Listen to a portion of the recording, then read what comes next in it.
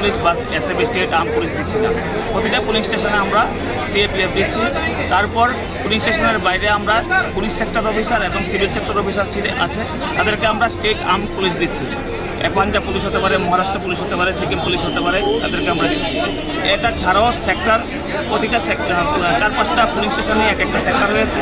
এই সেক্টরের মধ্যে আমরা আরও এখানের মধ্যে আমরা সিএপিএফ বা স্টেট পুলিশ ফোর্স রাখছি।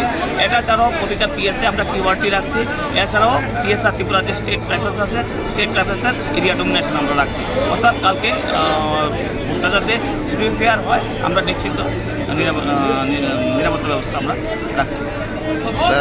হ্যাঁ, আজকে রওনা দিচ্ছে, অলরেডি আমরা কমার্স সার্টিফিকেট ইস্যু করে দিচ্ছি। অনেকেই নিয়ে গিয়েছেন, ভিজিটিং অফিসাররা নিয়ে গেছেন।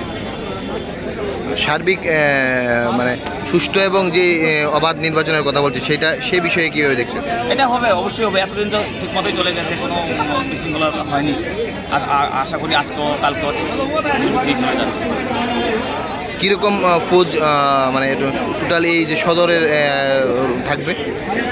অ্যাকচুয়ালি সদর করে বলছি না আমি, আমার যে আমতলী পুলিশ সাব ডিভিশন এর মধ্যে 16 থেকে 17 কোম্পানি সিএপিএফ ইউজ হচ্ছে একটা পুলিশ সাব ডিভিশনের মধ্যে।